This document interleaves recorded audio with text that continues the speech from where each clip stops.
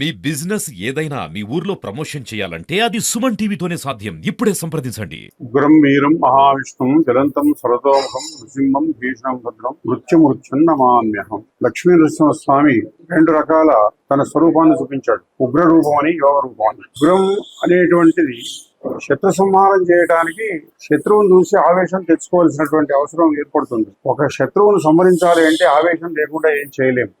కాబట్టి నరసింహస్వామి ప్రహ్లాదుని మాటలు నిలబెట్టడానికి కోసం ఎక్కడ హిరణ్యకశిపుడు అడుగుతాడో, ఎక్కడ చూపించుకుంటాడో అనేటువంటి తాపత్రయంతో ఆవేశం కలిగి ఉన్నాడు. ఎక్కడ అడుగుతాడో, ఎక్కడి నుంచి రావాలనో అనేటువంటి ఆ ఆలోచనతోని ఆ స్తంభంలో చూపుకునేసరికి సంబంధించి ఆవేశంగా ఉరికి వచ్చాడు. అటువంటి ఆవేశ స్వరూపమే ఉగ్రం. అంటే శత్రు సంహారం చేయడానికి, అంటే శత్రుత్వం.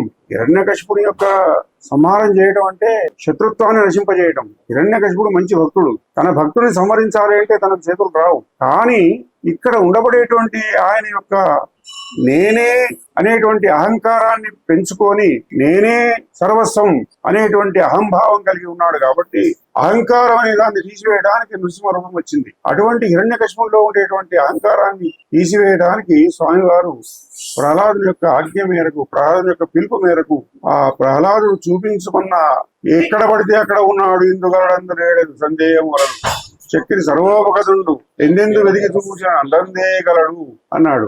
వెతికి చూడమన్నాడు. తండ్రి అని సంబోధించాడు. ఎక్కడ నీకు కావాలి, ఎక్కడ చూడాలని ఉన్నదో అక్కడ చూడాలనుకుంటే అక్కడనే ఉంటాడు, చూడు నువ్వు అన్నాడు. అంటే తండ్రికి కొడుకు ఎటువంటి ఉపదేశం ఇచ్చినాడు కదా అంటే, ఇక్కడ తండ్రి అహంభావి, సత్వగుణం ప్రహ్లాదుడు, తామస గుణం తండ్రిది, రజోగుణ సంపూర్ణుడైనటువంటి వాడు, తమోగుణ సంపూర్ణుడైనటువంటి వాడు తండ్రి. అటువంటి రజోగుణాన్ని, తమో గుణాన్ని నశింపజేయడానికి కోసం నరసింహస్వరూపం ఉగ్రస్వరూపంలో వచ్చింది. ఇటువంటి సత్వగుణాన్ని సంరక్షింపడానికి కోసం, అంటే ప్రహ్లాదుని రక్షించడానికి కోసం, ప్రహ్లాదుని మాట నిలబెట్టడానికి కోసం ఆ ఉగ్ర రూపం దాల్చవలసి వచ్చింది. అటువంటి ఉగ్ర రూపంలో వచ్చి యోగ రూపంలోకి మారినాడు. ఉగ్ర స్వరూపం, యోగ స్వరూపం. ఇక్కడ ధర్మపురిలో ఉగ్ర నారసింహం, యోగ నారసింహం ఇద్దరున్నారు.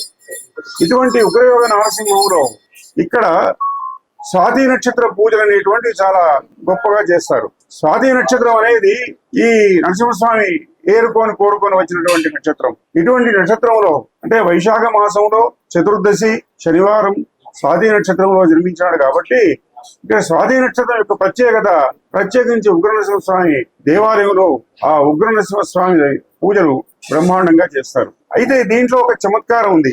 ఏమిటి అంటే, విష్ణు స్వరూపమైనటువంటి నరసింహస్వామి బుధ స్వరూపం. బుధుని యొక్క అనుగ్రహం పొందాలి అంటే, నవగ్రహాలను బుధుని యొక్క అనుగ్రహం పొందాలి అంటే స్వామి సేవ చేసుకోవాలి, శ్రీ మహావిష్ణువు సేవ చేసుకోవాలి. శ్రీ మహావిష్ణువు నరసింహస్వామి అవతారంలో వచ్చినాడు కాబట్టి బుధుని యొక్క శాంతి జరుగుతుంది.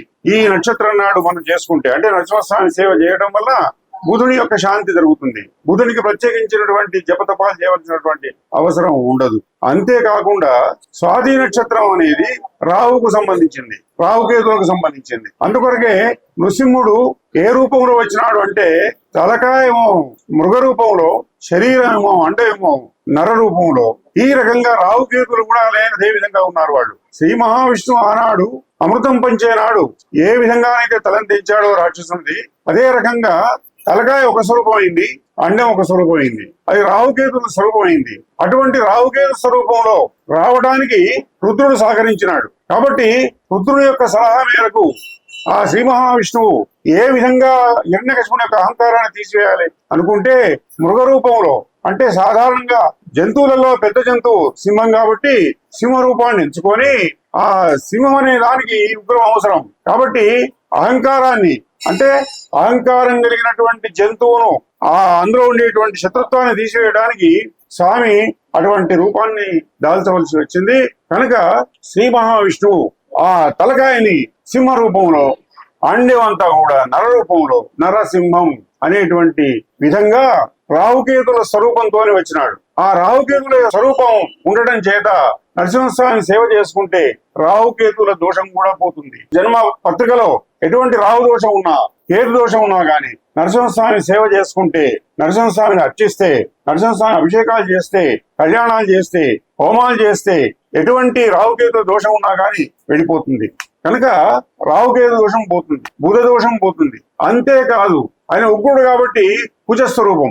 ఆ కుజస్వరూపం యొక్క లక్షణాలు ఉన్నాయి కాబట్టి ఆ సింహ రూపంలో మంగళుడు అనమాట. కుజుడు అంటే మంగళుడు. అటువంటి యొక్క ఉగ్ర రూపాన్ని మనం సేవించడం చేత కుజశాంతి కూడా జరుగుతుంది. కాబట్టి జన్మపత్రికలో కళ్యాణ దోషాలుంటే, అంటే లగ్న పత్రికలో జన్మంలో మంగళుడున్నా సప్తమంలో మంగళుడున్నా గాని నరసింహస్వామి హోమం చేయడం చేత, నరసింహస్వామి కళ్యాణం చేయడం చేత, నరసింహస్వామి అభిషేకం చేయడం చేత, నృసింహస్వరూపం యొక్క సేవ చేయడంతో, నృసింహుడికి దాన ధర్మాలు ఏదైనా సమర్పించుకోవడంతో ఆ దోషాలు పోతాయి.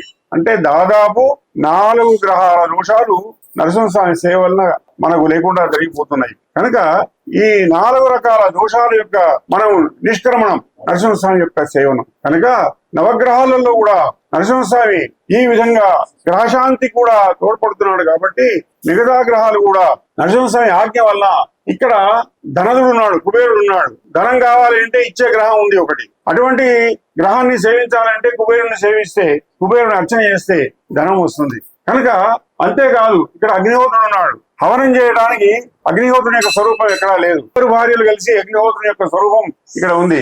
కాబట్టి ప్రతి వాళ్ళు ఇక్కడ వచ్చి హవనం చేసుకుంటారు. సుదర్శన హోమం గాని, నరసింహ హోమం గాని, ఎటువంటి మొక్కున్నా గాని, స్వామి సేవ చేయడానికి సంకల్పించినా గాని ఇక్కడికి వచ్చి నరసింహస్వామి దేవాలయంలో హవనం చేసుకుంటారు. సుదర్శన హోమం గాని, మరి తదితర హోమాలు గాని అన్ని కూడా చేస్తున్నారు. ఇక్కడ అగ్నిహోత్రుడికి శాంతి కావాలి అని అనుకుంటే, అగ్నిహోత్రుడికి మనం దేవతలందరికీ కూడా హవిస్సు పంపాలి అంటే అగ్నిహోత్రుడే. కాబట్టి అగ్నిహోత్రుడి ద్వారా నరసింహస్వామి మంగళ స్వరూపం. ఇక్కడ మంగళుడు అంటే ఒక రకమైనటువంటి అగ్నిహోత్ర స్వరూపమే అనుకోండి. కాబట్టి అక్కడ మంగళుని యొక్క స్వరూపమైనటువంటి అగ్నిహోత్రుడికి శాంతి కలుగుతుంది. అటువంటి రూపాన్ని స్వాహ స్వధాతోని చక్కని విగ్రహం మనకు దర్శనం ఇస్తున్నది ఇక్కడ. కాబట్టి అంతేకాకుండా ఇక్కడ మహాగణపతి స్వరూపం, సిద్ధిబుద్ధి సహిత శ్రీ మహాగణపతి, అటువంటి విఘ్ననాయకుడైనటువంటి, విఘ్నాలను పోగొట్టేటువంటి విఘ్ననాయకుడైనటువంటి గణపతి స్వరూపం ఉంది. కాబట్టి ఏదైనప్పటికీ కూడా ఇంకా అంతేకాకుండా అవయవాలను సుఖంగా ఉంచేటువంటి వాడు ఇంద్రుడు. ఇంద్రుడి యొక్క విగ్రహం ఎక్కడా చూశారో చూడలేదో నాకు తెలియదు, కానీ ఇక్కడ మాత్రం నేను చూశాను. ఇంద్రుడి యొక్క స్వరూపం ఉంది ఇక్కడ. కాబట్టి ఇక్కడ అన్నిటికీ కూడా ఇంద్రుడే అధిపతి, స్వర్గాధిపతి ఇంద్రుడు. స్వర్గ సుఖాలు కావాలంటే ఇంద్రుడి యొక్క అనుమతి కావాలి. అవయవాలన్నీ మంచిగా ఉండాలి అంటే ఇంద్రుడి యొక్క అనుమతి కావాలి. ఏ అవయవం దోషం ఉన్నా కానీ ఇంద్రుడి సేవ చేయాలి అంటే ఇక్కడికి వచ్చి ఇంద్రుడి సేవ చేస్తూ హవనం చేసి నరసింహస్వామి సేవ చేస్తుంటే ఆ ఇంద్రుని యొక్క ఆశీర్వచనం దొరికి మనం ఆనందంగా ఉంటాం. కాబట్టి ఇటువంటి అష్టదిక్పాలకులతో కూడుకున్నటువంటి ఈ నరసింహస్వామి ఉగ్రయోగంలో ఉండి మానవులందరికీ కూడా కళ్యాణం చేయడానికి, ఇక్కడ కళ్యాణ పరంపర జరగడానికి కారణం అవుతున్నది. కాబట్టి ఇటువంటి స్వాతి నక్షత్రం నాడు, అంటే రాహుకేతు శాంతి కావాలన్నా, మంగళ శాంతి కావాలన్నా, స్వామి సేవలో మనం బుధుడి శాంతి కావాలన్నా, నవగ్రహ శాంతి కావాలన్నా, అష్టదిక్పాలకుల శాంతి కావాలన్నా కానీ కావాల్సింది చేయాలి అంటే అందుకొరకే అన్నాడు తపస్సు. తపస్సు అంటే ఏమిటయ్యా అంటే, తపస్సు అంటే ఏదో ఎక్కడో జంగల్లో పోయి ముక్కు మూసుకొని కూర్చోవడం కాదు. కనుక స్వామి సేవలో కృతం తపః, సత్యం తపః, శమం తపః, ఈ విధంగా కృతం తపః, సత్యం తపః, శ్రుతం తపః, శాంతం తపోదమస్తపశ్చమస్తపోదానం తపో యజ్ఞం తపో భూర్భువస్వర్ అదుపాస్యై తపః. తపస్సు అంటే అది. ఆ తపస్సు ఇక్కడ వచ్చి చేయాలి. చేసిన వాళ్ళు ఎంతో మంది చాలా ఆరోగ్యం కలిగి చాలా బాగుపడ్డారు. ఎటువంటి భూత ప్రేత పిశాచారులు ఉన్నా గాని పోగొట్టినటువంటి స్వామి అయినా. కనుక తపస్సు అంటే ఉన్నదిన్నట్టుగా భగవంతుడిని సేవించడం, సత్యం ఆచరణలో పెట్టడం, విన్నది మంచి మాటలు విని, పురాణాలు వేద శృతులు విని శరీరాన్ని చెవులను చక్కగా ఉంచుకోవడం, శాంతిగా బ్రతకడం, గర్వం అనేది లేకుండా ఉండడం. ఈ రకంగా శాంతి కలిగి ఎవరైతే దాన ధర్మాలు చేస్తారో వాళ్ళ యొక్క దోషాలు పోతాయని చెప్పి, కాబట్టి స్వామి యొక్క సేవ చేయాలి అని చెప్పి ఈ విధంగా స్వామి యొక్క ఆజ్ఞ అయింది.